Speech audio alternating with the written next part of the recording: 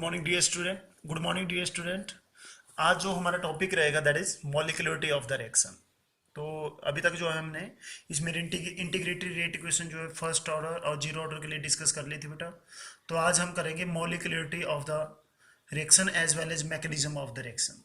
तो सबसे पहले बात करते हैं मॉलिक्यूलरिटी ऑफ द रिएक्शन क्या होती है बेटा। जैसे यदि आपको बात करें भी कोई भी केमिकल रिएक्शन कैसे टेक्स प्लेस होती है, तो जैसे रिएक्टिंग स्पीसीज होते हैं बेटा, वो आपस में क्या करते हैं, कोलाइड करते हैं। जैसे ऐसे कोलाइड कर रहे हैं वो आपस में, या इस तरह से कोलाइड कर रहे हैं। तो कोई भी केमिकल रिएक्शन कैसे टेक्स प्लेस होगी कि जो रिएक्टिंग स्पीसीज है वो आपस में क्लोज आएंगे और वो साइमल्टेनियसली क्या करते हैं बेटा, कोलिजन करते हैं। तो साइमल्टेनियसली कोलिजन करेंगे और उसके बाद क्या कर देते हैं, वो प्रोडक्ट की फॉर्मेशन कर देते हैं। ये मान लो इंटरमीडिएट बन गया। इंटरमीडिएट क्या हो गया, रिएक्टेंट और प्रोडक्ट के बीच का जो स्पीसीज बनता है, और ये प्रोडक्ट बन गया बेटा आपके पास। तो मींस कितने रिएक्टिंग स्पीसीज आपस में क्लोज आए और उन्होंने क्या किया बेटा, साइमल्टेनियसली कोलिजन किया, और किस में चेंज हो गया वो, that is changes to product, या that give a chemical reaction, that is known as molecularity of the reaction. ठीक है। तो सबसे पहले बात करते हैं मॉलिक्यूलरिटी को डिफाइन करना क्या रहेगा। It is the total number of reacting species that becomes close to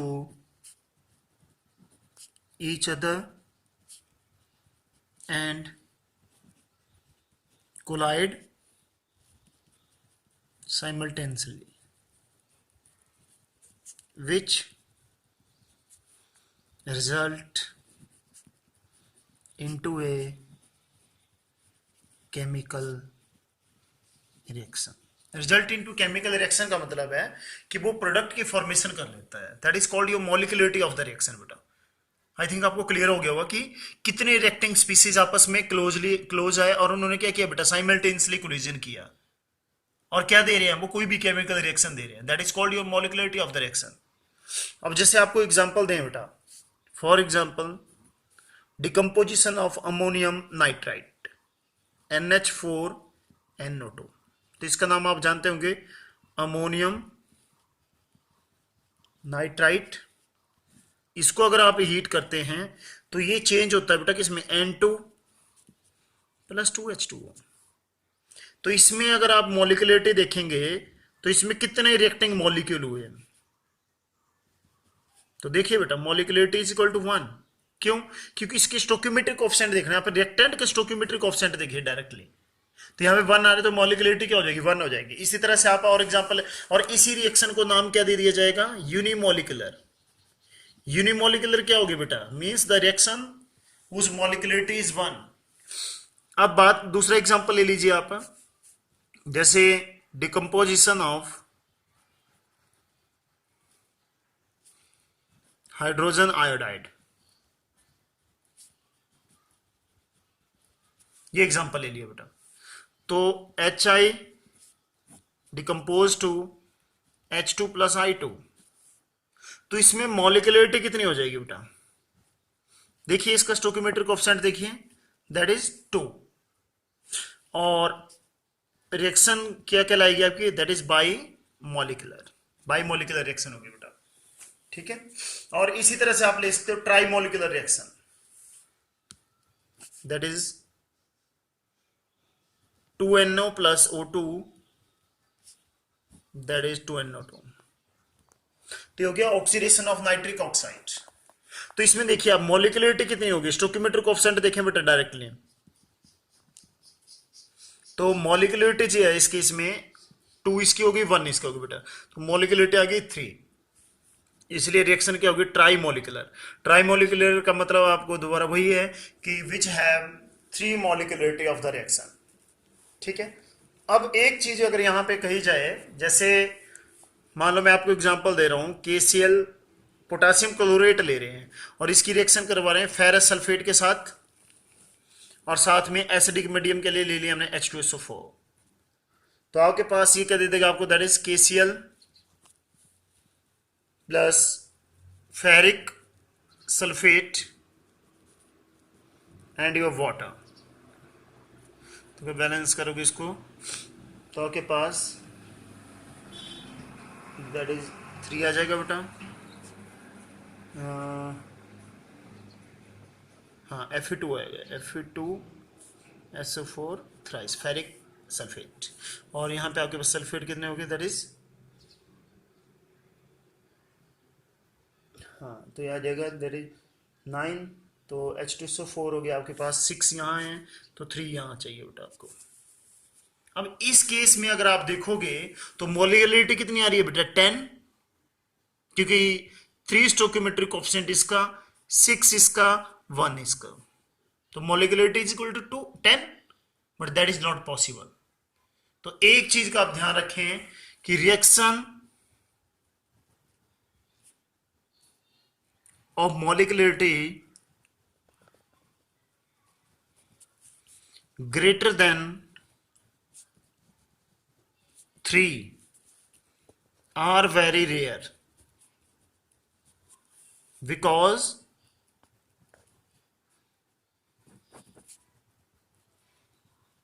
it is difficult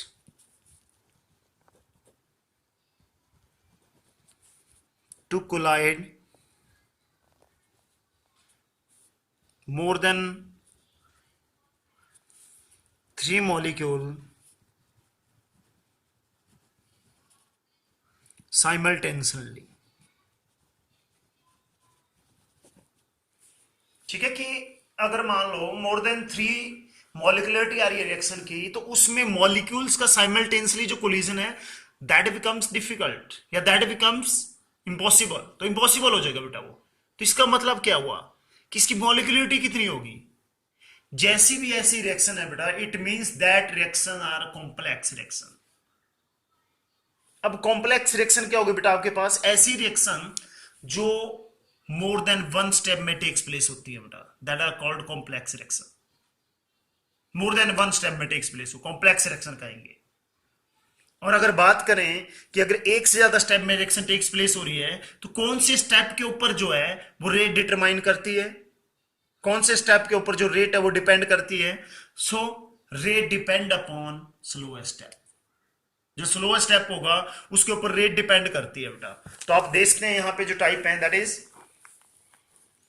कि reaction which has molecularity more than 3 are complex reaction। Complex reaction होंगी बेटा।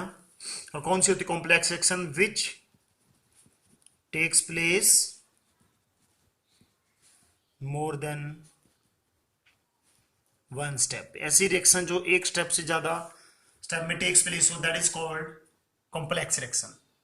अब बेटा बहुत ज्यादा स्टेप होंगे, कौन से स्टेप के ऊपर जो है वो रेट डिपेंड करेगी, इस चीज को आप लोग हमेशा याद रखें। Rate depend upon slowest step. हमेशा याद रखें कि रेट जो है स्लोएस्ट स्टेप के ऊपर डिपेंड करती है। Means slowest step is the rate determining step. इस चीज को आप ध्यान से समझे बेटा। अब देखिए इसको समझाने के लिए आपको एग्जांपल देता हूं मैं। मान लो कोई आपके पास जो कार मेकर कंपनी है, कोई भी इंडस्ट्री लगाई हुई है कार को बनाने के लिए, जो होती है आपके पास इंडस्ट्री होती है, तो उसमें कार बना रहे हैं। तो उसमें क्या है, डिफरेंट लेबर जो है वो कार के डिफरेंट पार्ट जो है वो तैयार कर रहे हैं। एक कार को कंप्लीट करने के लिए कितना टाइम लगेगा, मींस कार को बनाने की रेट क्या होगी, वो किसके ऊपर डिपेंड करेगी बेटा, वो उस चीज के ऊपर डिपेंड नहीं करेगी कि कौन सा जो लेबरर है, कौन सा जो इंजीनियर है, जो कितना जल्दी वो कार का जो स्पेयर पार्ट है या कार का जो पार्ट है उसको वो रेडी कर रहा है। सपोज करो कि कार का एक जो आपके पास लेबर है वो क्या कर रहा है, कार के पार्ट को विद इन 1 आवर तैयार कर रहा है, और एक जो है वो 4 आवर के बाद तैयार कर रहा है। तो इट मींस किसके ऊपर डिपेंड कि कितनी जल्दी कार जो है वो रेडी होगी, तो वो डिपेंड कर रही है जो सबसे स्लोएस्ट होगा बेटा। क्योंकि कार तो तभी कंप्लीट हो गई जब सारे हमारे पास उसके जो पार्ट्स हैं वो अवेलेबल हो जाएंगे बेटा। इट मींस इसी तरह से जो केमिकल रिएक्शन है that depend upon the slowest step, slowest step के ऊपर डिपेंड करता है बेटा। तो इस चीज को आप ध्यान रखें। और आपने एक और चीज इसमें करनी है, दैट इज डिफरेंस बिटवीन, ये क्वेश्चन आप चेक कर लें, what is difference between order of reaction and molecularity of reaction। ये डिफरेंस आपने जरूर करना है। तो ये क्वेश्चन आपने ढंग से करना है बेटा, that is difference between order of reaction and molecularity of the reaction. ये आपने जरूर इसके पॉइंट वाइज जो है ये लिखने हैं। अब इसके बाद आता है आपके पास that is types of reaction. तो देखिए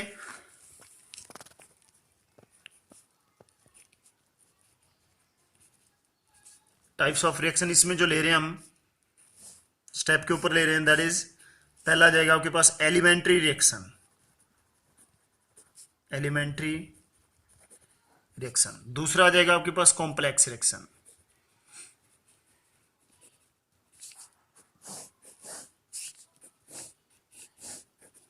और एलिमेंट्री रिएक्शन के बेटा हमारे पास 3 स्टेप होते हैं, 3 टाइप होते हैं। तो सबसे पहला जो टाइप आता है इसका दैट इज अपोज्ड और रिवर्सिबल रिएक्शन। सेकंड जो रिएक्शन आते हैं दैट इज साइड और concurrent elementary reaction, means elementary reaction के टाइप है बेटा ये। और जो थर्ड टाइप आएगा आपके पास that is consecutive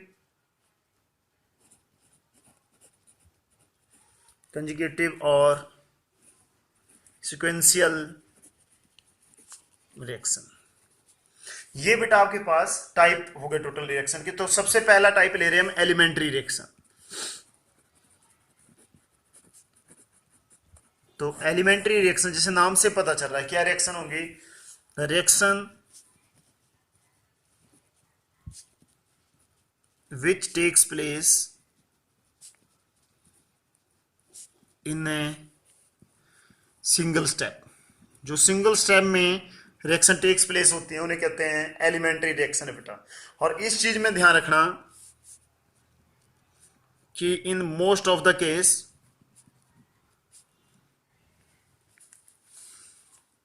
the molecularity and order of reaction will be same। ठीक है। अब बेटा इसका पहला टाइप आ रहा है, और पहला टाइप इसका कौन सा है, दैट इज अपोज्ड और reversible reaction.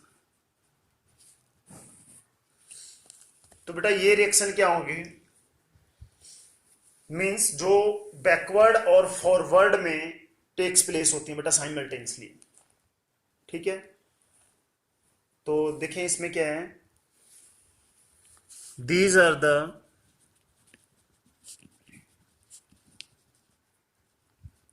Chemical reaction which takes place in both forward and backward reaction। जो फॉरवर्ड रिएक्शन में भी साइड में भी होगी और बैकवर्ड में भी होगी बेटा, forward as well as backward reaction जिसमें दोनों टेक्स प्लेस होंगे बेटा। तो इसमें क्या होगा, इनिशियली जो होगा, initially the rate of forward reaction will be very high due to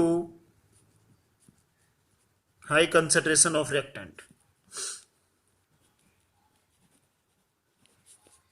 so rate decrease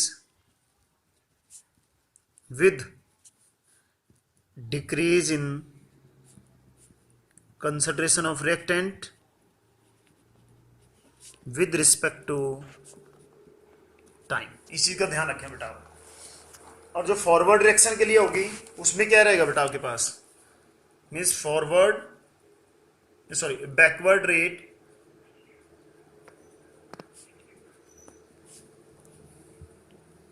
increases with increase in concentration of product with respect to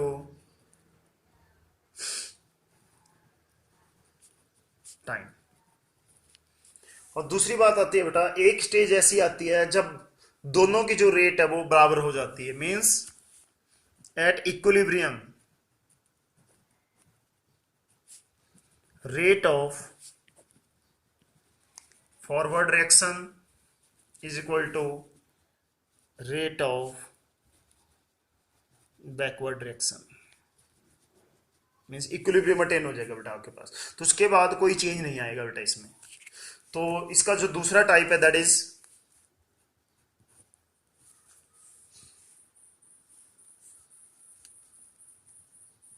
side और concurrent रिएक्शन। ये रिएक्शन क्या होंगे बेटा, these are the reaction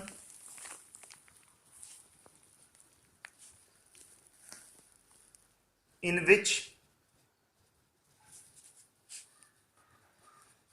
product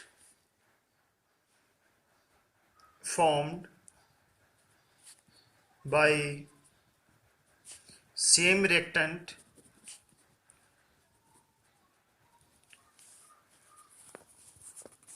which undergo more than one reaction. इसका मतलब क्या हुआ कि आपके पास ऐसे इसमें जो प्रोडक्ट बनेंगे वो ऐसे रिएक्टेंट से बनेंगे जो एक से ज्यादा रिएक्शन में इन्वॉल्व होंगे एक साथ बेटा।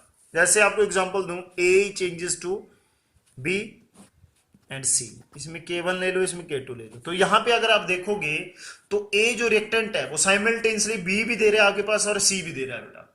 तो दो अलग अलग रिएक्शन में इन्वॉल्व हो रहा है जो रिएक्टेंट है। तो इन्हीं रिएक्शन को जो नाम दिया जाता है दैट इज योर साइड और कंकरेंट रिएक्शन। ठीक है, तो देखिए बेटा जो नेक्स्ट स्टेप है आपके पास कंजुगेटिव और subsequential reaction, means these are the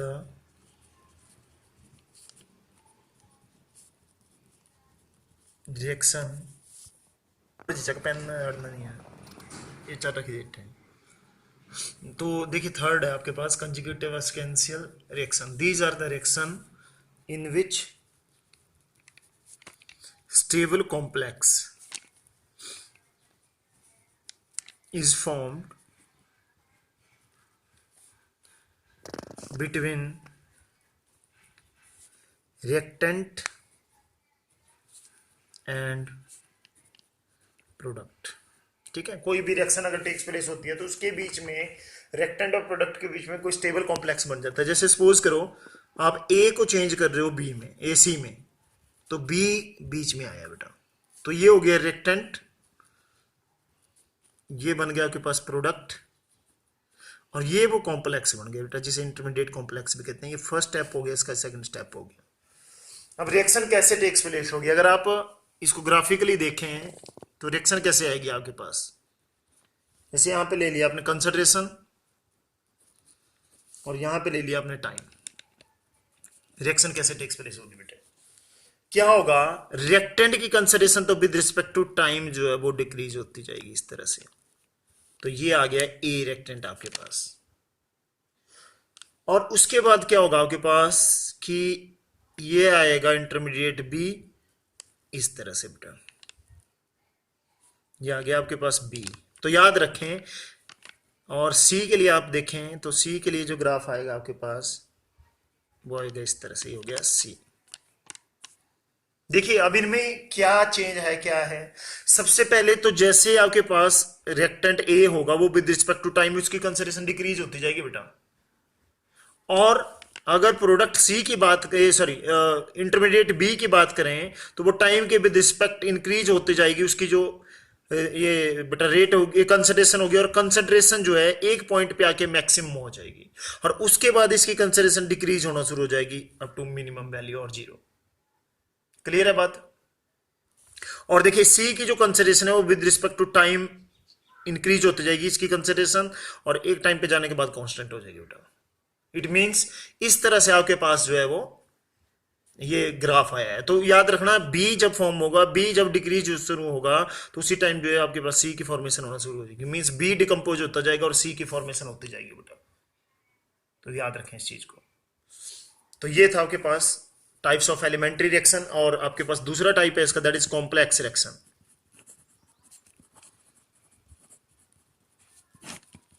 तो कॉम्प्लेक्स रिएक्शन क्या हो जाएंगे बेटा? The reaction which takes place in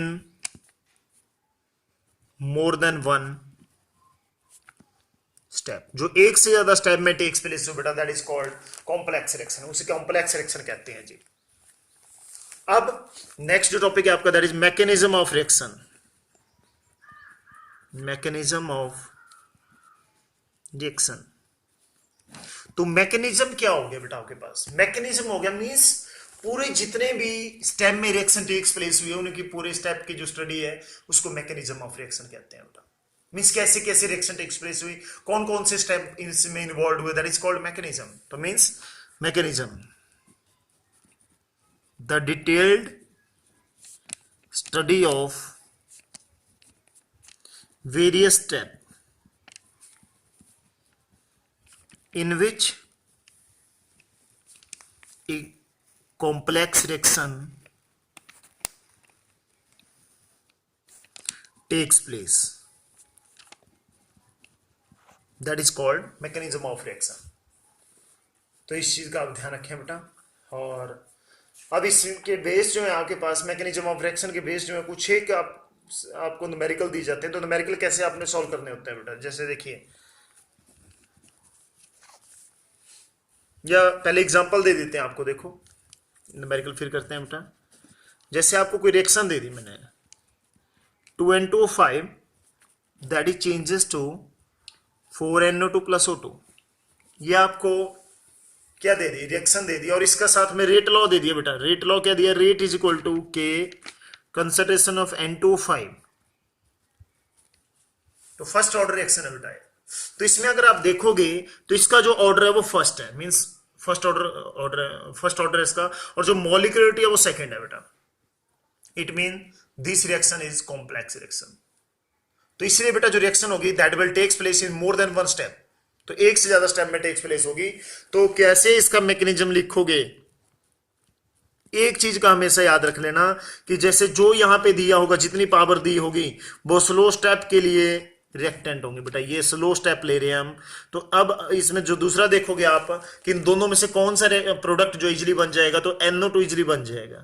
अगर यहां से NO2 बना बेटा तो बाकी दूसरा क्या बच गया इसमें? देखिए एक नाइट्रोजन यहां है, 2 ऑक्सीजन है, तो यहां पे एक नाइट्रोजन बच के 3 ऑक्सीजन, मींस NO3 बन गया। तो जो NO3 बना वो इंटरमीडिएट है।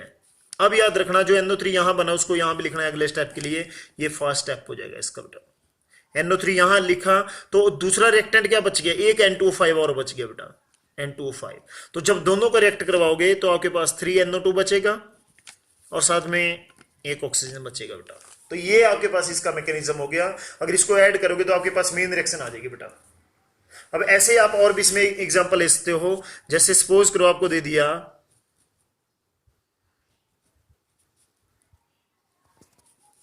2NO2 या sorry NO2 plus CO, that will give NO plus CO2। ये आपके पास कोई रिएक्शन है, और इसका बेटा रेट लॉ दिया तुम्हें, रेट इज इक्वल टू के कंसंट्रेशन ऑफ NO2 की पावर 2। ये क्या है आपको? रेट लॉ, और ये गिवन होगा बेटा तुम्हें। अब आपने क्या करना, मैकेनिज्म लिखना है रिएक्शन का। तो मैकेनिज्म कैसे लिखेंगे, आपको तरीका बता दिया कि देखिए NO2 की पावर 2 है, इट मींस यहां पे जो NO2 होंगे वो कितने होंगे बेटा, 2 होंगे। ये आप मैकेनिज्म लिख रहे हैं। NO2 ले लिया आपने, तो यहां पे क्या हो जाएगा, एक प्रोडक्ट बनेगा बेटा। तो दोनों में से क्या प्रोडक्ट बन सकते हैं, CO2 की फॉर्मेशन नहीं होगी क्योंकि कार्बन यहां पे नहीं है, तो कौन सा बन जाएगा बेटा, दैट इज NO बन जाएगा। अगर NO की फॉर्मेशन इसमें हुई तो आपके पास दूसरा क्या बच गया बेटा, NO3 बच गया। तो ये NO जो है ये क्या है, प्रोडक्ट है, और ये जो NO3 है ये क्या है बेटा, इंटरमीडिएट है। और ये स्टेप कौन सा था बेटा, स्लो स्टेप था। अब आप दूसरा स्टेप कैसे लोगे इसका, दूसरा स्टेप आपके पास आएगा कि आप क्या करिए, जो इंटरमीडिएट है उसको यहां लिख दिया। अब देखिए कौन सा रिएक्टेंट बच गया इसमें बेटा, NO2 ले चुके हैं तो CO बचा हुआ है, तो CO ले लीजिए यहां पे। तो CO यहां पे लिया तो आपके पास क्या होगा, CO2 की फॉर्मेशन हो जाएगी, एक ऑक्सीजन इसको दे देगा प्लस NO2, ये फास्ट स्टेप हो जाएगा। अगर आप इसको ऐड करोगे तो देखिए NO2 से NO2 कैंसिल, NO3 से NO3 कैंसिल, आपके पास मेन रिएक्शन आ जाएगी। ये मैकेनिज्म हो गया इस रिएक्शन का बेटा। तो आई थिंक आपको क्लियर हो गया होगा। इसी तरह से एक न्यूमेरिकल इसका देख लीजिए, कैसे क्या हमने न्यूमेरिकल करने होते हैं इसके मैकेनिज्म वाले के, है सिंपल है, काफी सिंपल न्यूमेरिकल होते हैं इसके। तो देखिए जैसे आपको एग्जांपल दे रहा हूं मैं,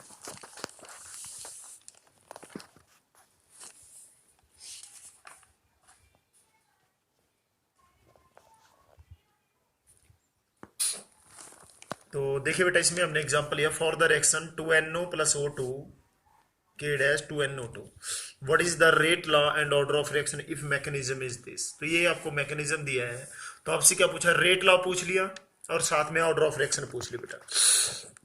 तो देखिए सबसे पहले as rate depend on slowest step, slowest step की जो रेट है वो स्लोएस्ट स्टेप के ऊपर डिपेंड करती है बेटा। तो आपके पास रेट आप ले लीजिए, रेट इज इक्वल टू क्या बनेगी, स्लो स्टेप ये हो गया आपके पास K1 into NO3 into NO। तो आप देखिए कि K1 ये वाला स्टेप जो स्लो स्टेप है, तो यहाँ पे जो रिएक्टेंट है NO3 इंटू NO, तो ये आपके पास इसमें हो गया, इसको दे दो 1। लेकिन जब हमने रिएक्शन देखी तो यहाँ पे कहीं भी NO3 नहीं है बेटा, means NO3 is not reactant, NO3 is intermediate. तो जो रेट है वो इंटरमीडिएट के ऊपर डिपेंड नहीं करती है बेटा। तो इसलिए आपको क्या NO3 की वैल्यू निकालनी पड़ेगी from fast step. Fast step में से आप क्या लगा दोगे, law of chemical equilibrium. First step में आपने लगा दिया लॉ ऑफ केमिकल इक्विलिब्रियम, तो आपके पास क्या हो जाएगा बेटा, K equilibrium is equal to concentration of product upon concentration of reactant, ये हो जाएगा बेटा। तो यहां से आपको क्या चाहिए, कंसंट्रेशन ऑफ NO3 चाहिए जी, दैट इज इक्वल टू के इक्विलिब्रियम NOO2, ये आ गया सेकंड बेटा। इसको पुट कर, now put second in first, करिए पुट करिए बेटा।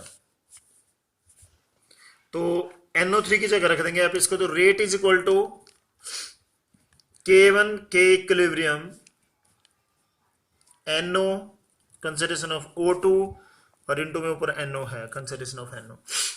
तो इसको K1 के इक्विलिब्रियम को ले लो, K डैश NO की पावर 2 इंटू O2। ये बेटा आपके पास रेट लॉ हो गया इस रिएक्शन के लिए, ध्यान दें आप, ये रेट लॉ हो गया। अब ऑर्डर ऑफ रिएक्शन क्या हो जाएगा, ऑर्डर ऑफ रिएक्शन जो है 2 + 1 is equal to 3, third order हो जाएगा बेटा आपके पास। तो नेक्स्ट वीडियो में जो है आपके पास नेक्स्ट टॉपिक करेंगे, that is Arrhenius equation and numerical based on zero and first order reaction. Okay बेटा, थैंक्स।